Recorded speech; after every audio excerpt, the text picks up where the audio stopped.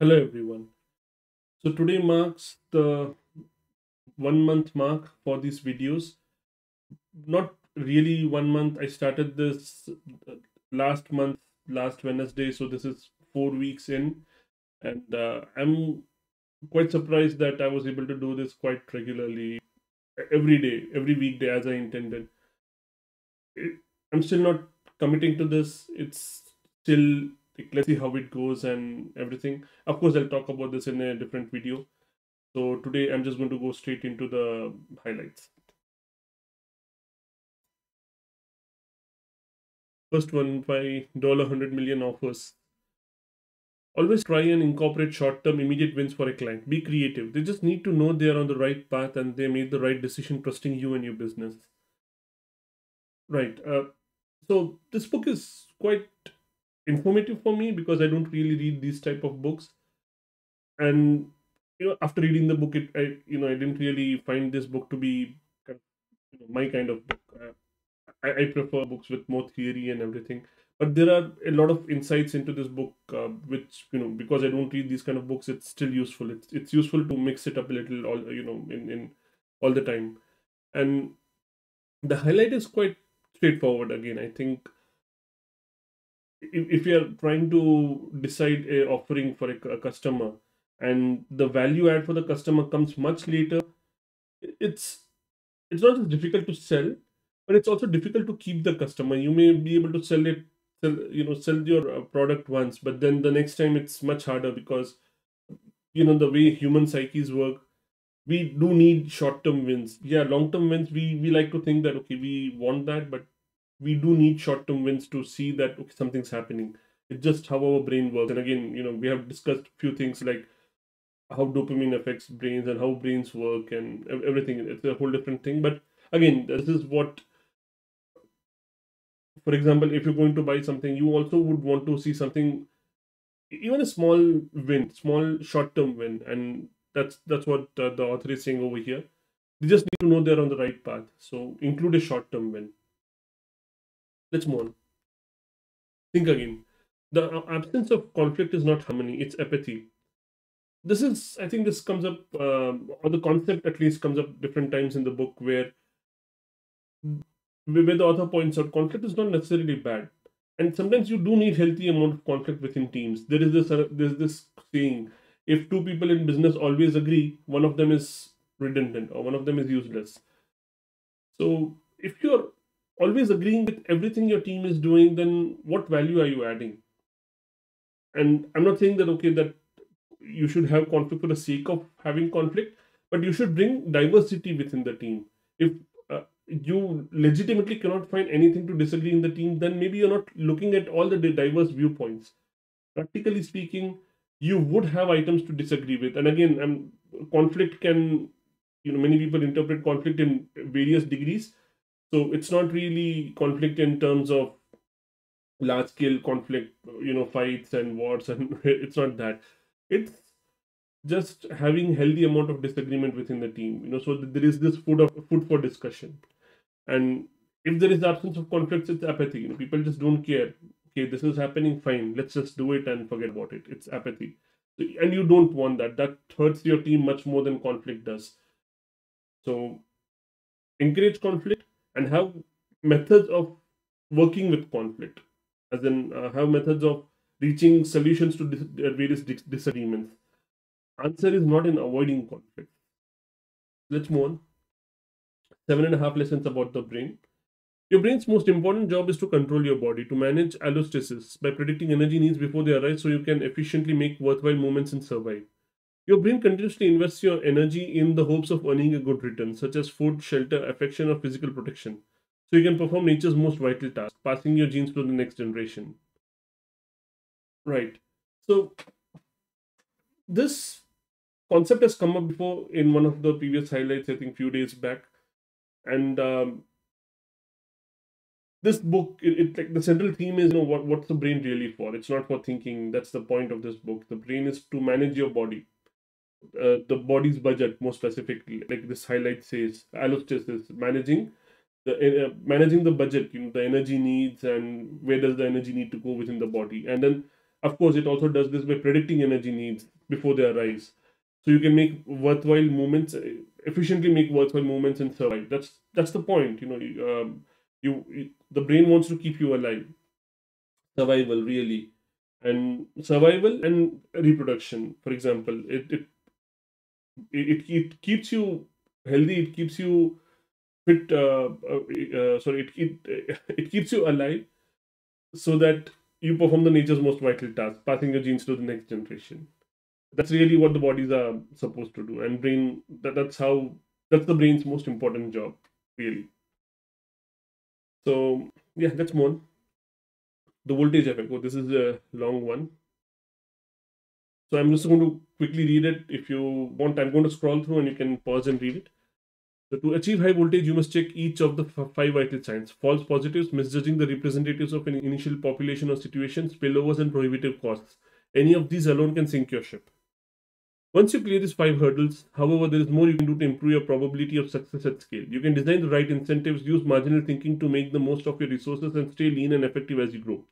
You can make decisions based on the opportunity cost of your time, discover your competitive advantage, and learn to optimally quit, allowing you to unapologetically cut your losses and move on to new and better ideas when appropriate. And you can build a diverse and dynamic organization culture based on trust and cooperation rather than competition and individualism.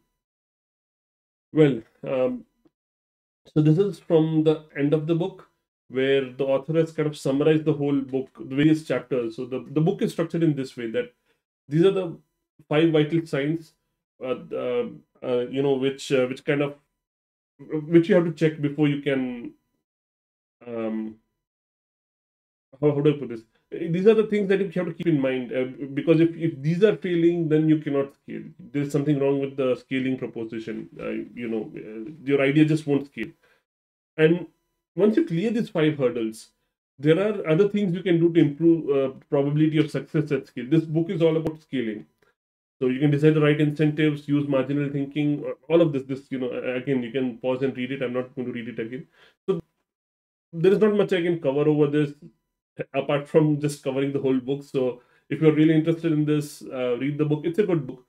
And yep, I think it's a summary of the whole book. So, I'll just move on. 7.5 lessons about the brain. You might not be able to change your behavior in the heat of moment, but there is a good chance you can change your predictions before the heat of the moment. With practice, you can make some automatic behaviors more likely than others and have more control over your future actions and experiences than you might think. Okay, so this is talking about certain things, which we do out of what we call muscle memory, and that's really the brain predicting something that's going to happen before you really think about it. And sometimes our muscle memory leads us on a suboptimal path. It's not really a path that we would want. If we were to think about it, we would not do that. For example, shouting at someone or retaliating someone by like maybe physically hitting them, for example, physical violence, or even speaking something before you should. All of this is again brain's effort for you to survive, really. Like that's what it does, and it's trying to keep you alive. It's trying to make some predictions along the way to do this. Of course, in today's situation, today's environment, we don't need those kind of extreme measures. Um, you know I'm sure you've heard of this, that we have had a lot of evolution over the last evolution, not in terms of physical, and in terms of our environment. Our environment has moved on significantly over the last few hundreds of years, whereas bodies are still stuck in, like ages back, because we as human beings just take some time to evolve, and the brain is still wired to think about things in terms of natural threats, for example. So the predictions that it makes, it may not really be relevant for the world today. And what you can do with practice, you can make some automatic behaviors more likely than others. So as in, um,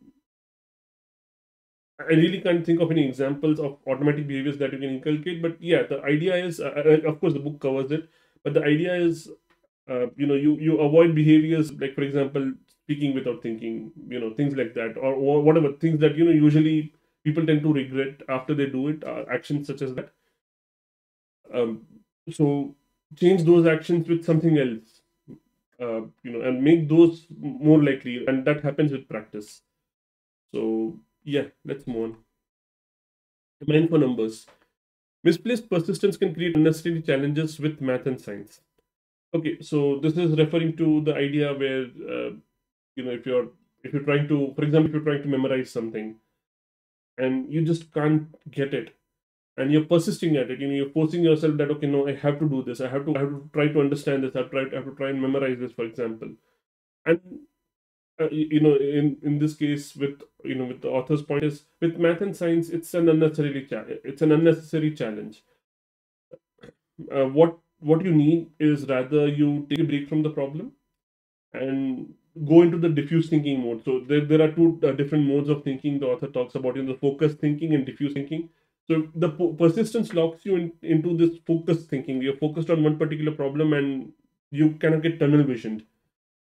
But what you really need to do at that point of time is go into diffuse thinking. And how you do that? You go do that by thinking, like, to stop thinking about the problem, think about something else. For example, go for a walk. Go do your errands, like daily errands, daily routine, that kind of thing, and that puts your brain into the diffuse thinking mode, which will let you now see a different solution to the problem. What you were not getting earlier, now you'll suddenly get it. That's how brains work again. So yeah, that's the author's point here. Let's move on. Chief inspiration officer. Whether the difficulties with the team appear to be coming from a new hire, a company veteran, a superstar, a struggling bit player, the solution doesn't begin with the individual contributor. It begins with you, the leader, communicating your expectations and ideal outcomes as clearly and with as much detail as you can. So the point here is that you may have a member of the team that's not performing well, whatever kind of difficulties that they are, from a new person or from a person who's been with you for a long time, or who's been in the company for a long time, or they may be high performer or a low performer. It doesn't matter. It begins with you by setting, you as a manager, you as a leader, have to set expectations. It begins over there. It doesn't begin with the person. It's not really about them. It starts with communicating your expectations, outcomes as clearly and with as much detail as you can.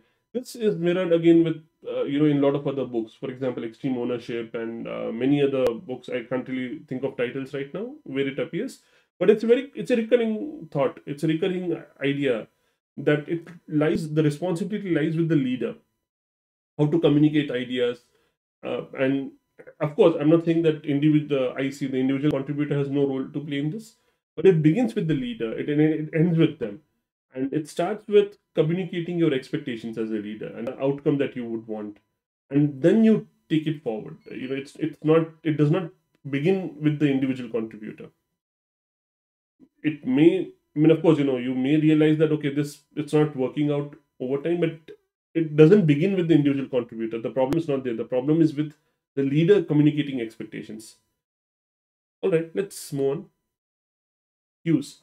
Most people, when trying to hear something more clearly, tilt their head to the side to expose their ear. Because of this instinct, a head tilt cue shows interest and curiosity. People who tilt their head during conversations immediately increase their likability and thus their wow factor.